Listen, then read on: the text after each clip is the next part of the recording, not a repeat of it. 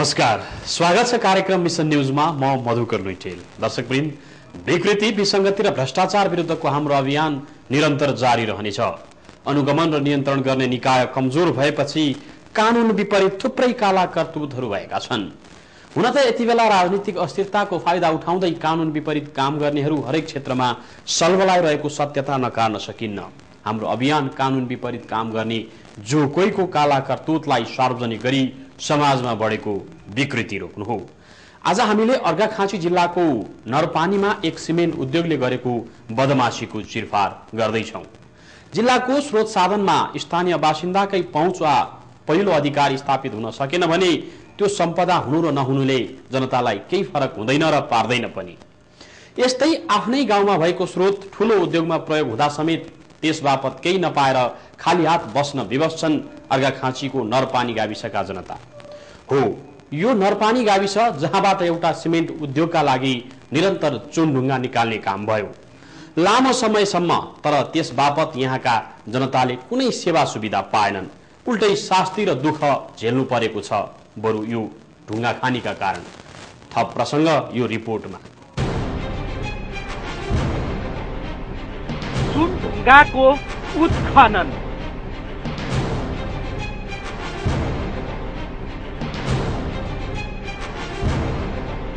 बन्द गर्न स्थानीयको माग।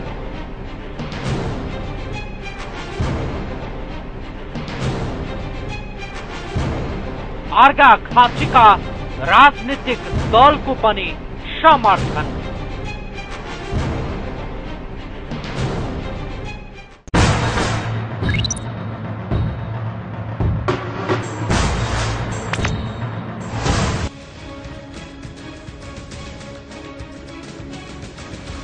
अर्घाखाँची जिल्ला आफैमा प्राकृतिक स्रोत साधनले भरिपूर्ण जिल्ला हो, तर जिल्लाको स्रोत साधनमा स्थानीय बासिन्दाकै पहुँच वा पहिलो अधिकार स्थापित हुन सकेन भने यो सम्पदा हुनु र नहुनुले जनतालाई केही फरक हुँदैन र पार्दैन पनि।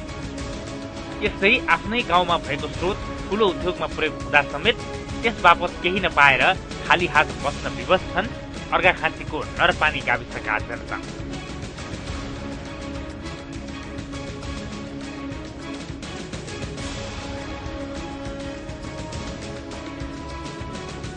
हो, यो नरपानी गाविस जहाँबाट एउटा सिमेन्ट उद्योगका लागि निरन्तर चुनढुङ्गा निकाल्ने काम भयो लामो समयसम्म, तर त्यस बापत यहाँका जनताले कुनै सेवा सुविधा पाएनन्। उल्टै शास्ति र दुःख झेल्नु परेको छ, बरु यो ढुङ्गा खानीका कारण। एक त यहाँबाट चुनढुङ्गा निकालेर सिमेन्ट उद्योग चाहिँ कपिलवस्तुमा सञ्चालन हुँदा यहाँका जनताले कुनै रोजगारी पाएका छैनन्। त्यसमाथि सिमेन्ट कारखानाले निरन्तर आवश्यकता भन्दा बढी चुनढुङ्गा उत्खनन गर्न थालेपछि स्थानीय बासिन्दा आक्रोशित बनेका छन्। नरपानी वार्ड नम्बर 4 र अनि 7 को लागि बनाएको खानेपानीको इन्डियाको हजुर, अनि विगत हाम्रो 7-8 वर्षदेखि अगाडि सञ्चालन भइरहेको थियो हजुर। अहिले तत्काल यो खानीको प्रभावले गर्दा यो पानी सुकेर अहिले तहस नहस भइरह, अनि त नरपानी 4 र 7 को जनता व्याकुलै अवस्था, आधा जसो जनता पानीको व्याकुलै स्थितिमा छ। कतै गर्मीको समय भएर पानीको मुहान सुक्या त होइन? खै गर्मी भए भए त पहिला आजभन्दा 7 वर्ष अगाडि सुकिसक्थ्यो। यो प्रभावले गर्दा अहिले 2 वर्ष भयो यो सुकिसकेको। कति घरलाई असर पारेको छ अहिले? यसले लगभग 150 घर जतिको घरधुरी। कपिलवस्तु जिल्लामा रहेको अर्घाखाँची सिमेन्ट टालीले निरन्तर चुनढुङ्गा निकालेपछि नरपानी गाविसको 2वटा वडाका करिब 150 घरधुरीका जनता खानेपानीबाट समेत वञ्चित भएका छन्।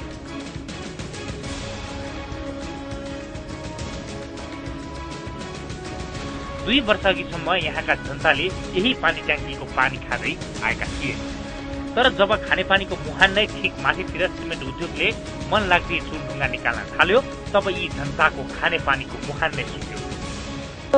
नरपानीको मुहान हो, खानेपानीको मुहान हो हैन हजुर। यो पहिला यसमा धेरै पानी हुन्थ्यो, हामीले यहाँबाट ओभरफ्लो वासम्म फाल्थ्यौं हैन हजुर। 2टा गाउँले खाएको पानी हो, समथिङ 150 घर परिवारले खाएको पानी। अहिले हाम्रो यो चुनढुङ्गा उत्खनन कार्यक्रम छैन, त्यसको प्रभावले गर्दाखेरि यो अहिले बन्द भइरहेछ। हेर्नुस्, तपाईले त्यहाँ देख्नुहुन्छ, अहिले पहिला यहाँ भरि पानी हुने ठाउँ हो, अहिले कमिलाइनेको छ।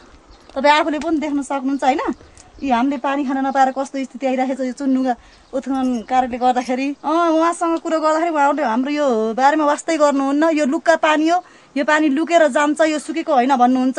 उहाँहरूको आँखा छ कि छैन हेर्न पनि सक्नुहुन्न, लुकेर जान्छ भन्नुहुन्छ। यो यत्रो उत्खनन कार्यक्रम भएर बन्द भएको पानी कतै लुकेर गयो होला।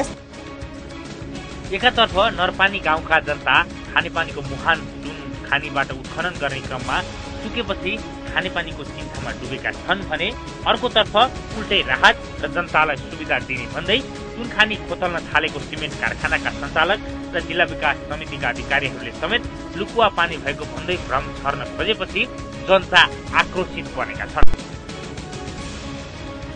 हाम्रो यो चुनढुङ्गा उत्खनन कार्य सञ्चालन भएको कारणले हाम्रो यहाँका सम्पूर्ण पानीका मुहानहरू सुकेको छ अनि यहाँ पानी खान नपाएर जनताहरू तहस नहस परिरहेको स्थिति छ। कम्पनी सरकारवालाले कुनैले वास्ता गरेको छैन। अनि तपाईँ यहाँ हेर्न सक्नुहुन्छ यता माथि यो सबै यो मूलको सम्प्रेषणको लागि यहाँ ग्याबिङ वाल दिएको छ। खालि यो जनताको आँखा टोपल्नको लागि मात्र ग्याबिङ वाल दिएको हो र यो यसले कुनै पनि काम गर्न सकेन र माथि टपमा गएर काम गर्दाखेरि यो उत्खनन कार्यले गर्दा पानी सम्पूर्ण सुकिसक्यो। स्थानीयहरूमा आक्रोश आउनु पनि अस्वाभाविक चाहिँ होइन, किनभने सिमेन्ट कारखानाले आफ्नो सीमित व्यावसायिक स्वार्थका लागि उनीहरूको दैनिक जीविका चलाउने आधार खानेपानीको मुहान नै सुकाइदिए। यो समस्यामा न त सरकारले वास्ता गरेको छ न त त्यहीको चुनढुङ्गा निकालेर लाखौंको आम्दानी गर्ने सिमेन्ट कारखानाले नै। खानेपानीको ट्याङ्की भन्दा ठिक माथिपट्टि बनाइएको क्यापिङ वाल पनि देखाउनका लागि मात्र बनाएको जस्तो देखिन्छ। त्यसले माथिबाट आउने ढुङ्गा र गिटी ट्याङ्कीमा पर्नबाट रोक्न सकेको छैन। स्थानीय जनता मात्र होइन, राजनीतिक दलका प्रतिनिधि पनि पहिले डाइनेस्टिक सिमेन्ट कम्पनीका नामबाट सञ्चालित अर्घाखाँची सिमेन्ट प्रणालीले स्थानीय जनतासँग गरेका प्रतिबद्धता पूरा नगरेको भन्दै आक्रोशित छन्। स्थानीय जनतासँग गरेका प्रतिबद्धता पूरा नभएकैले चुना खानी बन्द भएको र ती पूरा नभएसम्म खानी सञ्चालन गर्न दिन नहुने कांग्रेसका जिल्ला स्थित नेता विष्णु प्रसाद खनाल बताउँछन्। उसले केही पाएन, उसको प्लान अनुसार उसको योजना अनुसार त्यहाँ वृक्षारोपण गर्नुपर्ने, त्यहाँ पार्किङको व्यवस्था गर्नुपर्ने, डम्पिङ साइटहरूलाई व्यवस्थित गर्नुपर्ने, यी सबै कामहरू नभएका कारणले जनताको तर्फबाट यो विरोध भएर चाहिँ अहिले बन्द भएको छ। ती मागहरू पूरा नभएसम्म कम्पनीले जुन कुराहरू गर्छु भनेर कमिटमेन्ट गरेको छ, जनताको बीचमा गभर्नमेन्टसँग जुन हस्ताक्षर गरेको छ, ती सबै कुराहरू चाहिँ कार्यान्वयन नहुँदासम्म जनताको तहबाट उठाइएको आन्दोलनप्रति मेरो समर्थन छ। त्यो ढङ्गले चाहिँ कम्पनी चल्न हुँदैन। सिमेन्ट कारखानाको नाम मात्र अर्घाखाँची हो, तर यो छ कपिलवस्तुमा। स्थानीय जनताको लामो विरोधपछि सिमेन्ट कारखानाले नाम भने परिवर्तन गर्यो, डाइनेस्टीबाट अर्घाखाँची।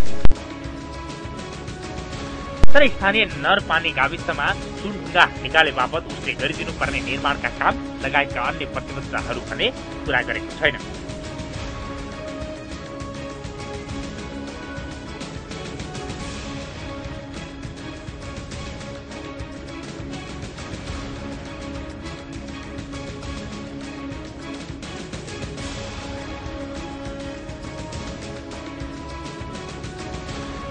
यसले सडक, विद्यालय, डम्पिङ साइट, पार्क जस्ता सामाजिक भौतिक संरचना निर्माण गर्न गाउँलेसँग जनाएको प्रतिबद्धता नै पूरा नगरेकाले पनि स्थानीय जनता कम्पनी विरुद्ध उत्रिएका हुन्।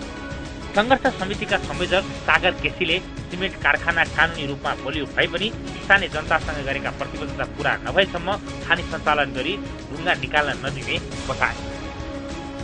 मापदण्ड विपरीत चुनढुङ्गा निकालेर कम्पनीले पहाड नै नष्ट गरिएकाले पानीको मुहान सुकेको भन्दै उनले सिमेन्ट कम्पनी जनताप्रति उत्तरदायी नबनेसम्म खानी चल्न नदिने बताए। केही कमजोरी कम्पनीको तर्फबाट पनि भएको छ अनि केही कमजोरी स्थानीय व्यक्तिहरू, सबै त म भन्दिनँ, त्यो साह्रै अन्याय पनि हुन्छ। केही चाहिने 5-7 जना 2-4 जना केही मान्छेहरूको पनि कमजोरी छ त्यहाँनिर, किनभने उहाँहरूले त्यो कम्पनीसँग चाहिने बढी मात्रामा फ्रेन्डसिप राखेर कामहरू गरेको र चाहिने भन्ने खालको स्थानीय जनताको गुनासो पनि थियो हैन। त्यो कारणले कम्पनीसँग बढी उनीहरूको सामिप्य भयो स्थानीय जनतासँग भन्दा, अनि कम्पनीले पनि स्थानीय जनतासँग आएर चाहिने कुराकानी गरेर समस्याहरू सम्बोधन गर्दै जानुपर्नेमा जो 4-5 जना अलि त्यहाँको चाहिने मान्छेहरूसँग कम्पनीले चाहिने सम्बन्ध स्थापित गर्यो उहाँसँग मात्रै चाहिने डिल गर्दाखेरि अनि सिङ्गो चाहिने समाज चाहिने अनभिज्ञ हो। यो विगत 1 वर्षभन्दा बढीदेखि यो बन्द हुँदै आएको छ। म यहाँ आएको भर्खरै चाहिने पुग नपुग 2 महिना हुन लागेको छ। यहाँ म आइसकेपछि पनि 2-3 वटा फ्रिक्वेन्टली औपचारिक बैठकहरू भएका छन्। अनौपचारिक त कयौँ चरणमा चाहिने अनौपचारिक बैठक त चाहिने 10औं पटक चाहिने विभिन्न मान्छेसँग कुराकानी भएको होला। एउटा व्यावसायिक कम्पनीको निजी फाइदाका लागि पुरै गाउँलेको खाने पानीको मुहान सुकाइनु पक्कै पनि न्यायसँग छैन। गाउँको प्राकृतिक संरचना नै बिगार्नुका साथै स्थानीय पर्यावरण नै नष्ट हुने खतरा बढ्दा समेत प्रशासन हुने विवाद मिल्ने आश मात्र देखाउँछ।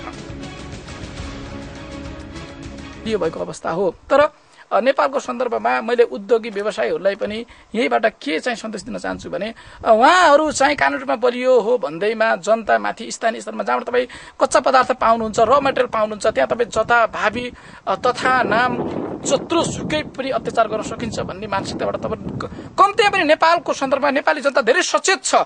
वातावरण हिसाबले पनि सचेत हुँदै गइरहेका छन्। वातावरण ध्वंस गरेर मैले छिट्टै लाभ कमाउँछु भन्ने आकांक्षा उहाँहरूले छोडिदिनु पर्यो। सोसियल रेस्पोन्सिबिलिटीका कुराहरू पनि अहिले आएका छन्। बहुराष्ट्रिय कम्पनी पनि त्यस्तो कुराहरू आएको छ। उहाँहरू चाहिँ सोसियल समाजप्रति रेस्पोन्सिबल हुन सिक्न पर्यो र कानुनी रूपमा बलियो भएको कारणले हामीले चाहिँ बल प्रयोग गर्न सक्छौँ, राज्यले बल प्रयोग गरिदिनुपर्छ भन्ने आशयले उहाँहरू जानुभयो भने त्यो दुर्भाग्य हुन्छ। त्यसको परिणाम हामीलाई भन्दा बढी घातक र नोक्सानदायक उहाँहरूलाई हुन्छ। 10,000 टन मात्र चुनढुङ्गा लैजाने अनुमति पाएको सिमेन्ट कम्पनीले बिना रोकटोक 1 लाख प्राकृतिक स्रोत खनन गरेर लैजाँदा पनि प्रशासनले आवश्यक जागरुकता र चासो देखाएको छैन।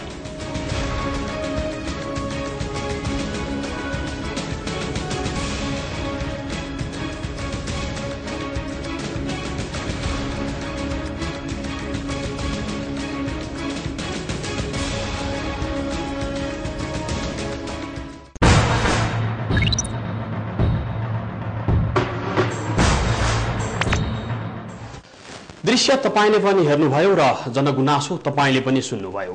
नरपानीको चुनढुङ्गाले अर्घाखाँची सिमेन्ट उद्योग मोटाउँदैछ, तर त्यहाँका जनतालाई शास्ति सिवाय अरू केही छैन।